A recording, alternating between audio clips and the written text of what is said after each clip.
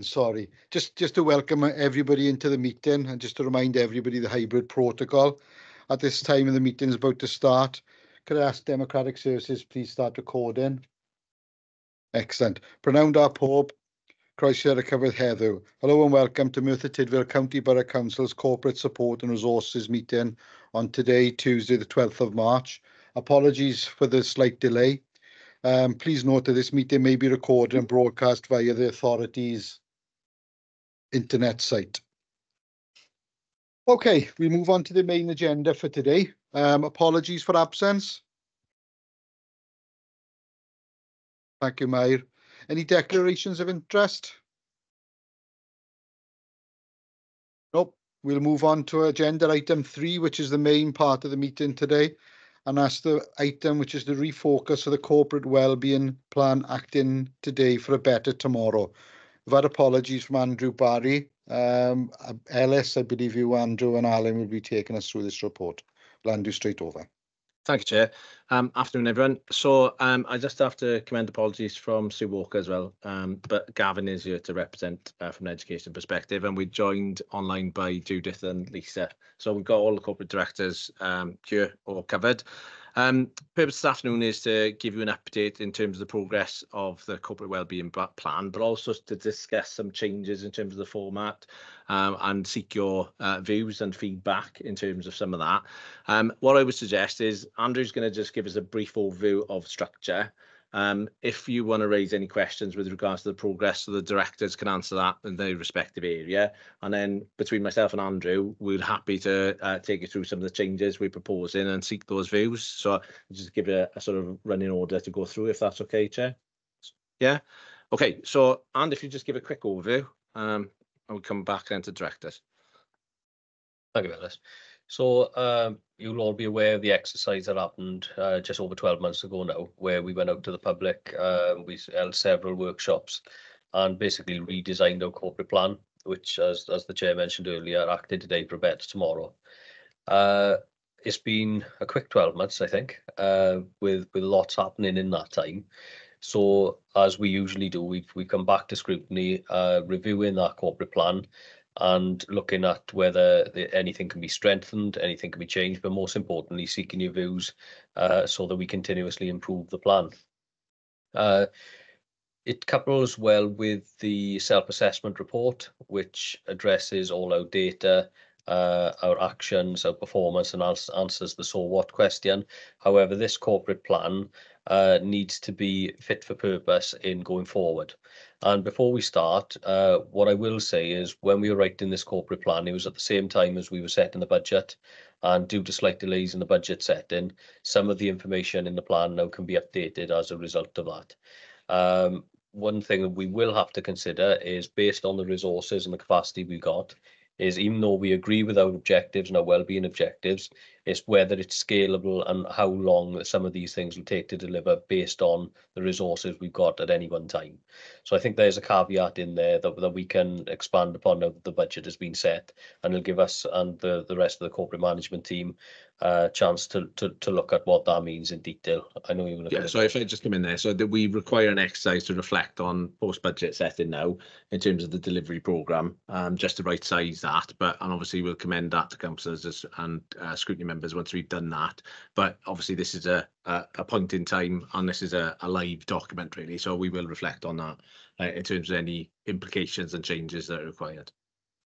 Okay, so based on what we've done previously with the information around the various consultations we've had, based on the budget setting, based on the data, we put together this draft version of the corporate plan, now being the second year.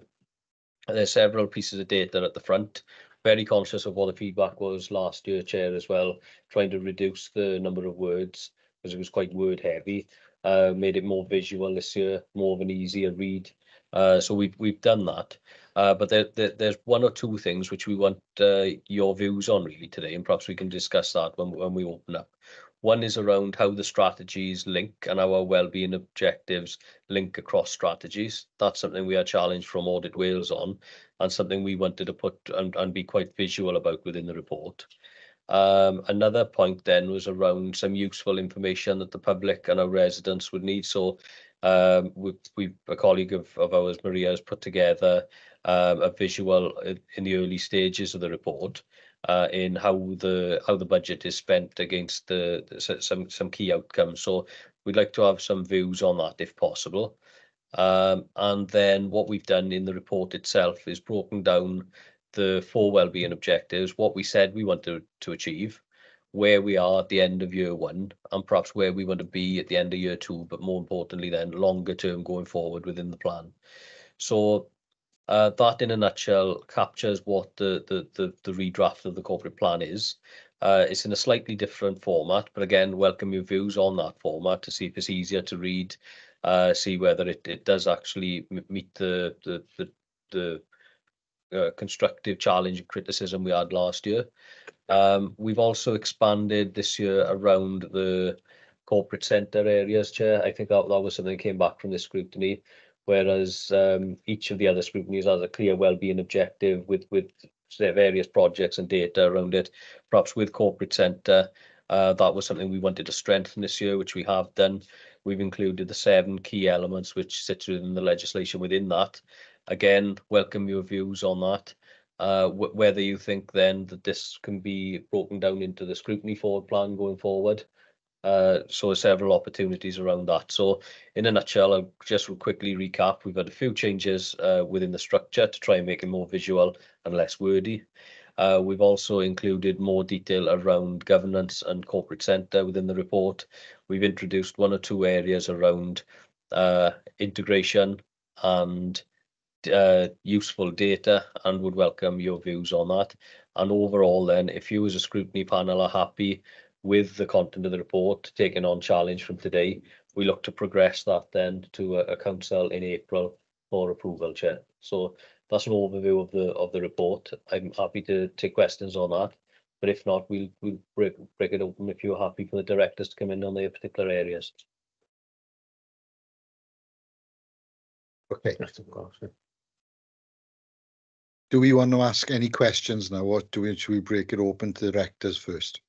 Gary? Under clarification, Chair, I think Andrew just mentioned the plan potentially for the report to go to council in April. After comments from scrutiny today, my concern would be is that there's quite a lot of information missing from this particular report, the document. And I can't see how you as a scrutiny can say, yeah, we're happy with the content of the report and the information given to go forward to council in its present format. So that's what I was more interested in. Is it going to be populated and come back to scrutiny, or is it going straight to council after scrutiny today?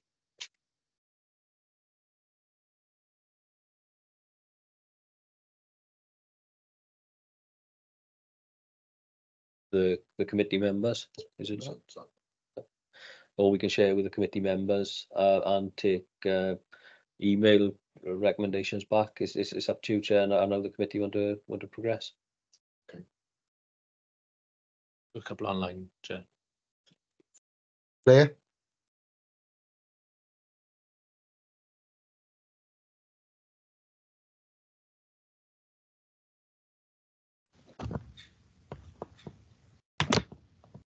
Hi, can everyone sort of hear me?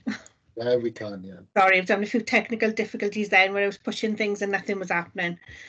If I can just sort of ask a couple of questions with the report before any of the directors come in with further information on their sections. It talks about, obviously in the report, the consultation exercise where 93.15% in 4.3 supported the plan.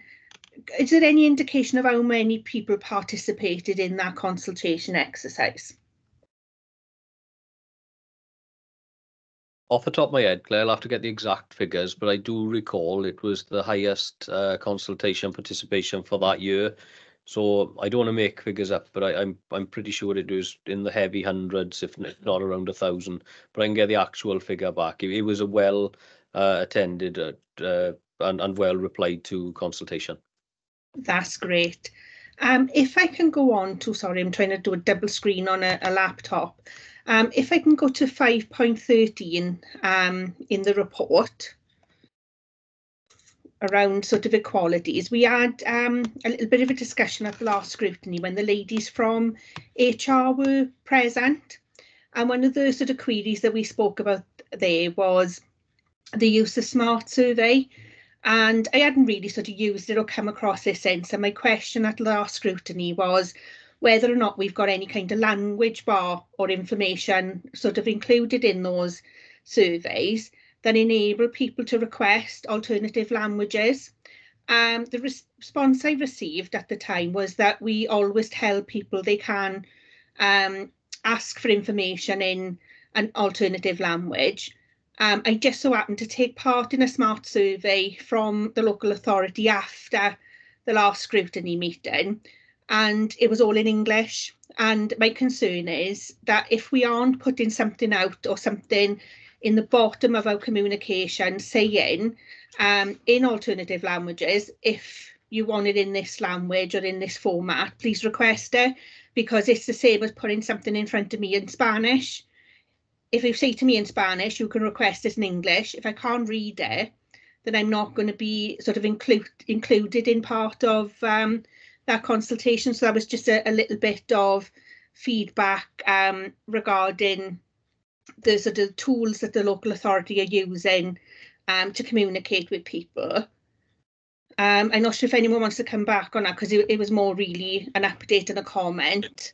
I think that's a very fair point, Darcy, and we'll pick it up with communications in terms of the consultation approach. But yeah, from an equalities perspective, obviously the Welsh Language Act, obviously we try to make sure we comply with that. But we know parts of our community now are that have multiple languages we need to address. So I will pick it up with Kerry and Vicky as from this scrutiny now. Thank you. And I've got another one. Again, it's feedback rather than a question. It's in relation to customer services in 5.11. Sort of my personal experience is when I'm requesting things online and such, it's always been really positive. But I have had sort of people comment to me about the messages that come back when people use online services, and obviously that has an impact on how the customer service at the local authority is viewed. Just to give you an example, a relative of mine reported a missed bin collection, and those things happen on a very, very rare occasion, and there's usually genuine sort of reasons. Perhaps the sort of pickup lorry is broken down, but the automatic responses being generated by the system kind of read in a way that it's somehow the fault of the person. Instead of saying thank you for making us aware of this, we will look into it and come back to you, it goes on about making sure that there aren't recyclables in the bin. It's almost like pointing the finger as that the resident has done something wrong, rather than just sort of perhaps saying we look into this and sort of come back to you. Judith, I'm sorry, thanks, Claire. I don't know if Judith wants to comment on any specifics with regards to that, but yeah, we can certainly look at the language of those automated messages, and apologies if that is, I'm sure that wasn't the intention for it to come across harshly in any way, but we'll look at the language in respect of that, definitely. Judith, is there anything from a service perspective that you want to pick up? Yeah, I think, I take the point. I think those messages are sometimes tailored depending on what the specific incident is, as you said. We have invested in technology in the last year, which tells us, if the bins were actually set out. So perhaps in that instance, then yeah, we can try and educate a bit more. But take your point, if it is a genuine mistake, or it is down to vehicles being broken down, then we need to tailor that message, as you say, more of an apology. So yeah, I'll take that on board. Yeah, I'm just thinking in terms of customer service, like I say, in terms of getting them back to empty, because this was regarding a street, they came back straight away the next day. There's no problem with the service, but I think you do yourself a little bit of a disservice with the automated messages that are going out, because the experience of the service itself is really positive. But it's almost like it gets people's backs up when they get that automated message that insinuates they did something wrong. Okay, thanks. Yeah, it's useful feedback. Thank you. Just a couple of minor sort of things from me then, Chair, just to say that there is an item, and it's on, sorry, page 28 of the report, where there's actually a duplication in wording regarding considering becoming a foster parent. It's in that red box of how residents can help us twice. And then you'd be pleased to know that. That's all from me. Thanks. Thank you, Claire. Councillor Mitten. Thanks, Chair. Just an observation that, you know, in the main body of the agenda in discussing this report, as 7.3 and 7.4, we talk about, you know, if the plan gains approval from council, we will endeavour to deliver our objectives and monitor the plan. And then in 7.4, it talks about formally reporting progress against the objectives via sort of self-assessment, etc. So I just wondered, and again, it's just an observation, whether we just need, or whether we're missing a little bit of wording on, so it's page 35 of the actual document, but if you were to read it, if you were on mod.gov, it's on page 45. So where we move from that, you know, overview and those links and that golden thread, which I love, by the way, into, it goes into a page of, I haven't scrolled down now, but I think it goes into a page about legislation and something like that, and acronyms or something like that. I just wonder whether we're just missing that next process there that we've got in 7.3 and 7.4, you know, so if you were a lay person reading it, you've got expectations and deliverables within the whole body of it, but whether we just need to set that out, even if it's just in a strapline or a paragraph about the next steps, similar narrative to 7.3 and 7.4. It's just an observation. Apart from the edit that has just been mentioned, you know, I like the way that it's flowing, so. No, I think, Chair, I think that's, again, that's a good suggestion. I mean, our whole ethos here is trying to make it more readable, and I encourage people to use it, and so it means something to the people of Merthyr Tydfil. So yeah, absolutely. Those suggestions we'll take on board, and we'll see what we can do. Thanks, Councillor Mitten. Councillor Louise Minette-Rokes. Oh yeah, thanks. Andrew, it's in relation to the layout as well on the same kind of thread. I think for me, reading this, it would be beneficial. So say we're looking at objective 1, to kind of break down the strategies or policies that would sit under objective 1. You know, because like we know with like the strategic equality plan, we know the cross-cutting ones which would sit under that. But I think it would be worth building that into this as well, just to make it clearer. Thank you.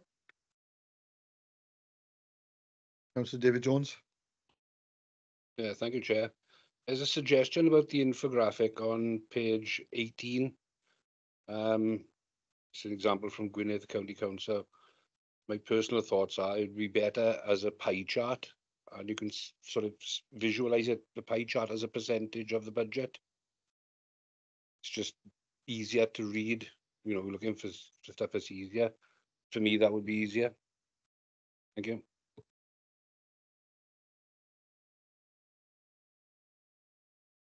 In terms of the report itself, then, Andrew, you're looking at, we're either bringing this back to scrutiny or holding some sort of workshop to look at some of the areas and bits and pieces which beyond assistance are not included, etc. For me, I would have thought perhaps a workshop would be better rather than bringing it back here to discuss it all, because you can have more of an open and frank conversation, I suppose, in a better environment and setting than what this would be. But that's my opinion. Yeah, I mean, however you want, really speaking, however you want to do it. I mean, we've got the challenge. Obviously, it's a live function. We want to change, you know, to go back to the readability and make it, you know, we want Scrutiny's views in terms of how we develop it. Obviously, but we need to complete it then based on the feedback. So if we take your comments away, update it in terms of structure and look and feel, complete the data, back to your point, Gary, and then bring it back in a workshop style, and then before we commend to the council, that's absolutely fine. That's not a problem. Are we happy with that approach? So, Councillor Thomas, not yet, Gary, is it? To that, is that can be some information before the workshop to have a read of before we have the workshop, not to have it called on the day. Yeah, absolutely. We'll circulate as soon as we've got a draft. We can circulate it as stuff.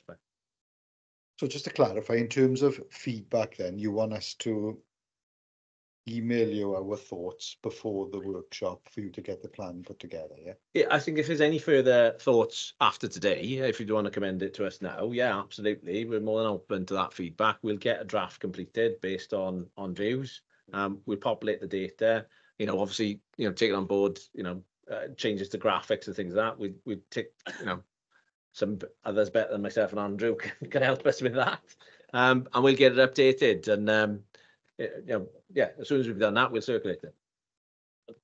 Just a question for the chair. The concerns with the bits missing, obviously it's the finance bits because there was a delay in the setting of the budget. Are there any other bits that you specifically want more information on? Just as I got it, so we can bring it back. There's bits throughout the report, yeah, but if you want an example, I think it's either page 33 or 23 on the report, and for Judith is there. So he's waiting to comment from the director and the cleaning, wherever it is. It's obviously information like that we need to read to understand before we can comment on it. Yeah, there's quite a few areas like that where there's no information. On Gary, isn't this? Again, clarification, Chair, anything else? I think it's page 34 is the governance. Governance and monitoring, just for my own interest more than anything else. Do we still have strategies on a page and BIPs? And I should ask this question. Do you still obviously have quarterly performance reviews as was improvements? And how regularly are they being held? And as examples of the type of information being sent to that. Yeah, so part of the evolution of this, so at the lower end, I think it's just before that legislation section, I can't remember which page, is our delivery architecture, which I've spoken to Scrutiny before about the performance architecture. We're trying to pay with that. So in terms of BIPs and strategic plans, yes, they are still in existence. The revamp and reinstigation of that, we will be having a quarterly performance challenge review based on a new structure now of this. It'll be slightly amended based on these 3 levels, so we'll be doing it. So the strategic level, where we'll have councillor engagement on that, will continue in a board style format. The officer challenge then from a heads of service down perspective will happen at that service level on a regular basis, really. So to answer your question, yes, that will be coming back in terms of articulating how that will work.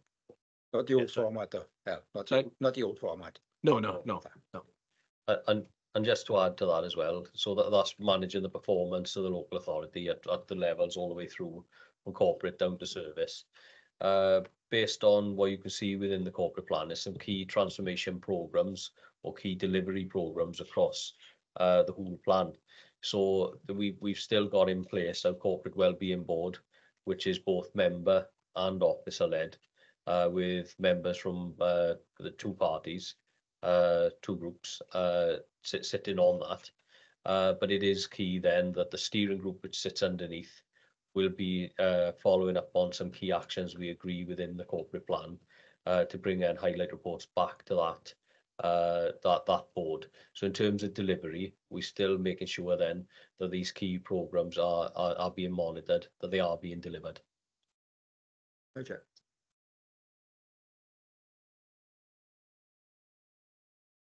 Councillor David Jones. Yeah, thank you, Chair. I think the sections we're looking at, as well as those have been mentioned, is page 13. Excuse me, I'm trying to go through my pages, which is the forward. Page 17, which is finance, if I remember correctly. Page 21, which relates to corporate comms to identify key positives and challenges. Page 42.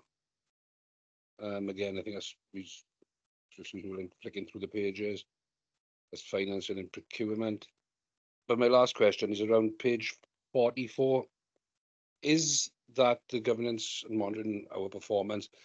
Is that diagram all up to date at the moment and ready to go?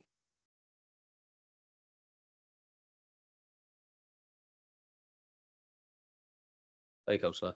I believe it is. I'll have to double check. Have we got any concerns specifically to that, or? No, nothing specific. I'm just concerned that that it is ready to go. I believe it is, Yeah, but I'll I- double check after this one. Looking at it quickly, I think it is the bit. It comes back to Gary's point about the quarterly performance improvement report. We need to kickstart the QBRs. I think is under the new regime. So that's the bit we haven't done yet for budget setting. But that as soon as that happens, that I think that circle or wheel, however we describe it, is live then. Anyway, the rest of it's all happening anyway. I think, but. I think to me, this the Yeah, QBR bit is yes to get restart. Lovely. Thank you very much. Louise? Yeah, it's in relation, well, to all the tables really.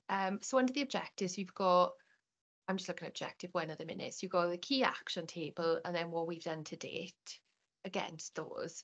Then underneath each table, you've got to understand how this is making a difference. You can read some case studies. Is that going to be like a link or something that you can press or? Yes. Okay. Really. We've got a number of case studies, and when we put them in previously, it turns the document into 100 odd pages. Okay. So what we've done is try to make that less of an issue this year. Right. So we created a booklet of case studies. Okay. Now, what we plan to do is publish the booklet of case studies on the website, and then have a link from this document to those. Okay. So we can use those case studies both for our self-assessment and informing our corporate plan going forward. And ideally, we'd like a booklet each year, so we can track the journey of the local authority, not just through data, but also qualitative ways of assessing our success, really. But yeah, that's still work in progress, so Councillor. Okay. So if we were to have a workshop, would there be some that we would be able to have a look under each objective? Yeah, I think they'd all be by the time the workshop comes Okay. round. Whether it'll be published on the website at that point, but for scrutiny to look at, yes, we would, yeah. Okay, lovely. Thank you. Thank you, Chair. Thank you. Just some observations from myself. In terms of the language obviously used in the reports and the little letters used, like the bips and the so up and that sort of different thing. Can we have a little bit more clarity? I know I say if was kindly told me what a bip was because I couldn't remember business improvement plan. And then there's so up and that sort of thing. So I just need to be, I think we need to be conscious. Plain English. Yeah, Okay. of what we're actually fair point. putting it in, etc. If that makes sense. In terms of the gaps and things which you're looking at, Andrew, my concern is that obviously you're all the qualified officers. Do we need to be saying what we think should be in these gaps, or should we be putting in what these gaps are and then let's scrutinize what those are? Does that make sense? I believe it's the latter. I think what the gaps are there this year for a number of reasons. I think capacity is one. I know, Jude, there was you've had discussions around some of those areas, but we were unclear as to whether you wanted to put that in against those or you wanted to check them first. I know finance has been an issue because we were a number of weeks delayed in setting the budget compared to what we are usually. And the other bits usually then all fall in place once all of those pieces are put together. So I think that's the reason for the gaps. But I think once we've got those gaps filled in from an officer point of view, then in the workshop it gives you guys the opportunity then to scrutinise those in the same way as you've done with the information put in front of you today. It's really useful being the voice of the public as well, to understand what the public want to see in these documents, because this document serves both the regulators and the public, which is often quite difficult to write, but you guys seen it from both points of view. We'd welcome that feedback as well. So if there's like we said about pie charts or case studies that we spoke about today, that kind of feedback as well, Chair, that'd be much appreciated. Okay, so in terms of this report, is it time bound or time specific that it's got to come back in April? Because it seems to be that there are some gaps and there is some work needs to be done. and obviously 1 hour involvement with workshops, etc. So I appreciate the time scale with this. Does it need to come back in April, or could it come back in May to give a little bit more time? So the corporate plan needs to be agreed in April, really, at council, so that we've aligned it with the budget, and we met that timescale. We launching into the new year. But what we can do, though, is, as Ellis has said, it's a live document. So if there are concerns at any particular point throughout the year, and that needs to be brought back to whether it's scrutiny or there's key changes based on budget or anything else, that it would need to go back to council. There's nothing stopping the local authority doing that. But what I'd suggest is it's a review of the main corporate plan that we're looking at. So once the information is filled in, and provided scrutiny are happy that due diligence has been paid against that and that's been scrutinised, then I think we could make that April council, no problem. I think there's two things for me. Yeah. So yeah, we've got to meet the publishing deadline, but the work doesn't stop. And in the backdrop of this, we're trying to evolve a lot of things within the authority as well. So the reflection on the budget is one thing, the changes to the performance regime and what we want to do with data, transparency of use of data for the public. So all of this is work that's ongoing. And I think, Jay, what scrutiny may want to consider is building in an ongoing discussion in terms of this, the forward plan. So we bring back, because we want to make sure it is right for the public. And back to Andrew's point previously, yeah, there's the challenge of the professional officers' view, of these items in my service, but equally, if we are missing bits because, well, the public would really want to know this and it'd be really useful, that's also really useful feedback. So I think it's, for me, because this doesn't stop and it keeps going, I would suggest we keep challenging it as we go at the relevant juncture throughout the year. But at the minute, we've got a challenge, we've got to get it published. But if we want a session after the fact it's published, and there's tweaks again as we go forward, there's nothing to stop us doing that either. Okay. To obviously move progress with this, what are members' thoughts about a process we're going forward with this? Are we looking at sending things in, having a workshop, and when the report is done then before the next council meeting? Or do you want some of the blanks filled in before we look at other suggestions? What are everybody's thoughts? Bill? Well, I like that. I support it on the workshops, because I think there's a need for a workshop, because I read this week. And there's a lot of information, too much information sometimes for one meeting. The time you go through it, there's a lot of it. Education is massive. And you social services and neighborhood, it's a lot of information. So to take it all in one go, it's hard. I'd rather a workshop, because we can ask, as the chair said, it's easy to conduct, because you can ask questions on it. And then I would like to have this twice a year, this information, not all in one go, because it's too much. Thank you, Chair. Thanks, Bill. Anybody else? I'd like to see the gaps filled in before we have the workshop. Because obviously we need to read that to understand where we're coming from as a council to ask those questions. So I think the gaps need to be filled in, and looking at the timeline then from whatever council is scheduled or date in April, it's going to be published the week before. So we don't want it to have the workshop the day before it's due to be published. So the workshop has to be back a week before that. So whoever's writing the report can have it written ready, prepared for the publishing date of council. So from my point of view, it's the timeline of leading back from whatever April date you're looking at, back to when the report is written for published the week before. The workshop needs to be before that to give a few days just to tweak things to produce it properly. But I think you need to fill the gaps in to have a full report. I don't think it's going to take long to fill in some of these gaps anyway. So we can certainly do that. So I believe council in April is the 17th. So working back 2 weeks before then. So we'll aim to try and get that completed and out and try and book a workshop, around that start of April time. Yeah, that's great. Councillor Jones? Yeah, thank you. Ellis has answered mine. It was how long will it take you to populate the gaps? Yeah, We'll work on it. No, yeah, I that's don't. been said. You know, the feedback you've given is really useful. So things like diagrams and things like that, and views and plain English, we'll work at that straight away. The gaps in terms of some of the service gaps, that's straightforward. We just need to get those from the relevant officers, and we can get out hopefully within the next week or two. Well, Thank you. in the next week.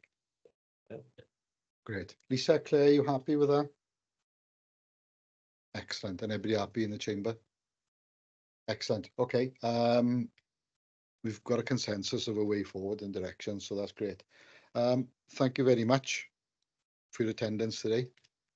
We'll move on to the next item of the report now, which is scrutiny referrals. I believe you can sit if you'd like to stay, or you can go if you want to. Take your leave. Yeah, that's right. Yeah.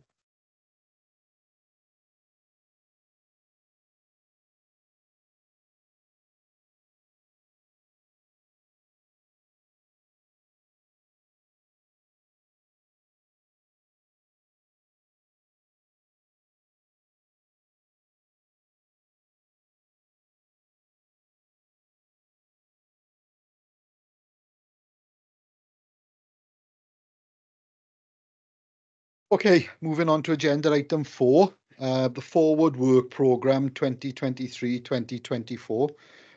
We had a brief discussion on this in the pre-meeting.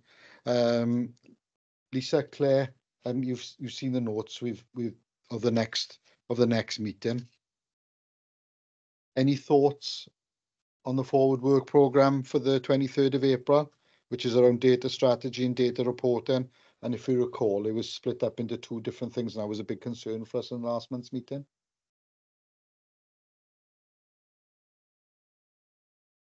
No, I'm all okay unless there was anything else suggested in the pre-meet. I think the breakup of the 2 and taking it that way forward is okay by me. Any other comments about the Forward Work Programme from the chamber?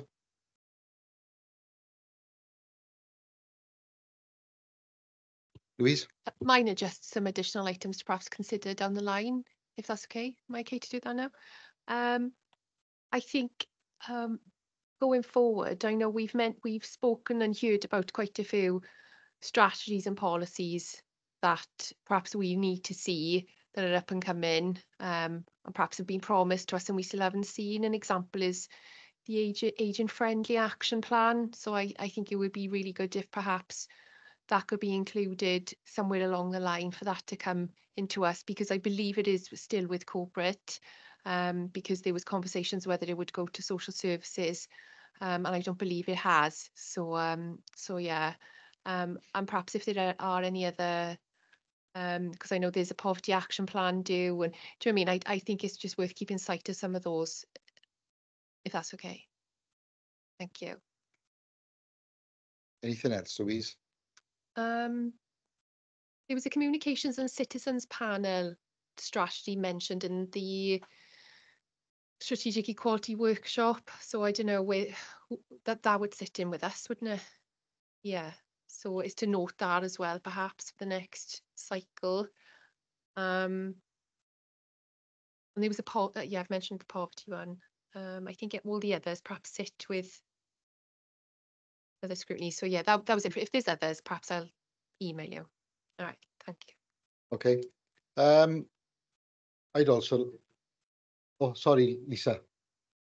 Yes, sorry, I forgot to say, I was just wondering, the last column, which talks about impact and outcomes from the scrutiny meeting, whether it's worth, putting some narrative in there as we've concluded some of these meetings or carried items forward, or are we doing that as a overview, in April as we can, conclude the annual scrutiny programme? So I was just wondering, because then if we do have any statutory obligations like, Estin in mine, CSIW in social services, things like that, and they wanted to look at a corporate view as well for this scrutiny, they could see some narrative in there. Yeah, I'd say if we're just saying comes to Mitten, I think we can update that at the end of the cycle. Great, okay, cool.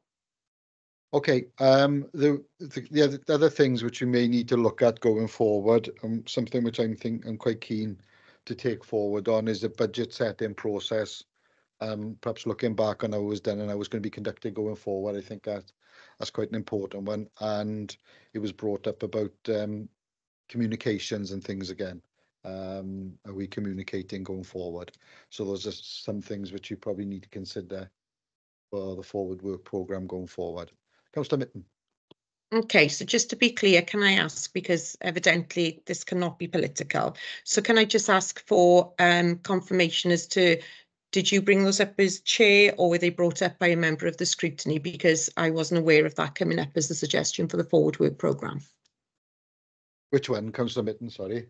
Both, I guess. So, or are they relating to each other, or are they separate? So the first one was regarding the budget planning process, and the second one you just said was regarding communication. So just need a little bit more info on that, if that's okay, Chair. Yeah, we discussed them. We discussed a general overview in the pre-meeting. I'll bring Gary in. Gary brought up the communication part of it, and then we'll come back to the budget one then, Lise.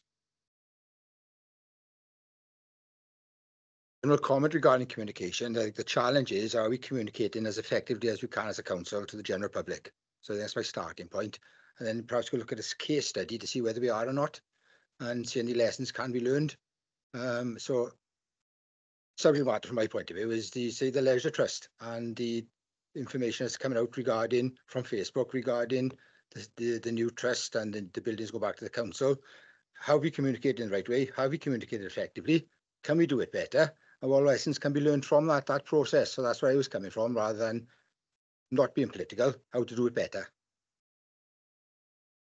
Does that make sense, Lise? Yeah, that does, because I thought it was in line with the budget process. Sorry, the way that it came across. If it's in relation to whole council communication, then I would agree in aspects of that. Certainly going back to Friday, the first statement put out by the council was extremely vague, and I think put a cat amongst the pigeons rather than being supportive. So it is those things. But I think going back to my colleague Gary's point as well, it's, you know, how do we measure that? You know, how do we know that we may be feeling that, like I just expressed and Gary's just expressed, so how do we measure that? Okay, thank you. Can you just update me on the budget setting process, Yeah. please? It's just general ideas, and it's really non-political whatsoever. It's just could we look at doing things differently? Is there anything we could do differently going forward to make it a smoother process? Anything we could add as a scrutiny? And that's just the overall comments, Lisa, to be honest, and that's all it was to it. Okay, I think I'll keep my comments to myself for now then, because inevitably as a backbencher and as a scrutiny member, I would say that we do that, and our co-opted members are invited to budget workshops as well. But yeah, I'll keep my comments to myself and I'll see how that pans out. Thank you, Chair. Thanks, Councillor Mitten. Moving forward, anybody with any other comments on forward work programme? Oh. Agenda item 5, scrutiny referrals. We haven't got any. Agenda item 6. Obviously, there's no need for a formal vote, but we're all happy with the direction of travel from item 3. Yeah, brilliant. Feedback in on scrutiny activities. Any outstanding actions? Gary? Going back to last September, still waiting for a response from the Chief Executive and the Deputy Chief Executive following the workshop we had back in February last year for customer services, where they're going to come back with a report ASAP on actions to be taken and an update. Still awaiting that update.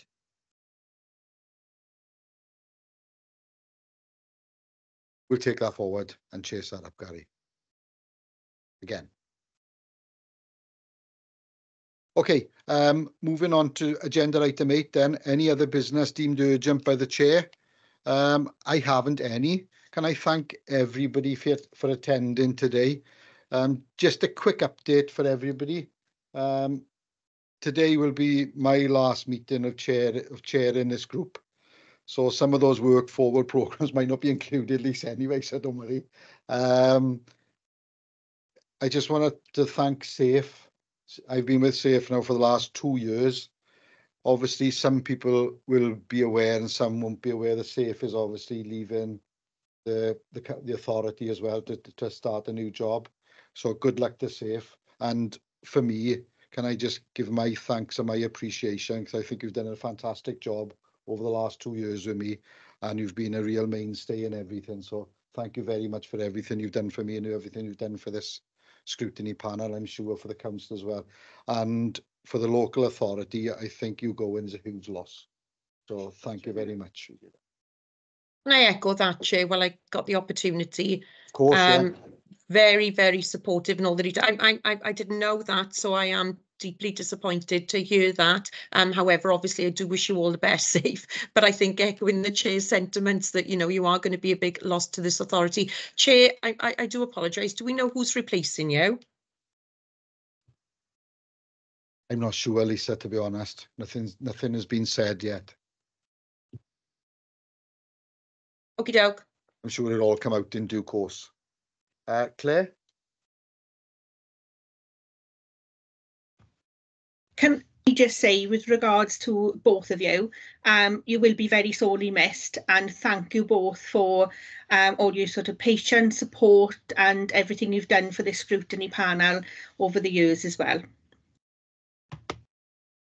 Thank you, Claire. I've got to be honest. It's for me, personally, from my perspective, I've thoroughly enjoyed the last 2 years. I think it's been an excellent scrutiny panel, and we've got an excellent mix of people as well, which bring lots of different things to the table. So I will miss that, but I'm sure whoever takes over will carry on the good work, because they'll have all you guys still here as well.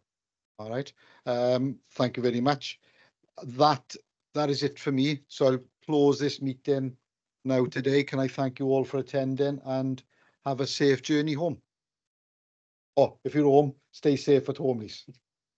Well, no, I'm going to Cardiff, but thank you, Chair. Cheers. Thanks, guys. Thanks, everyone. Ta-da.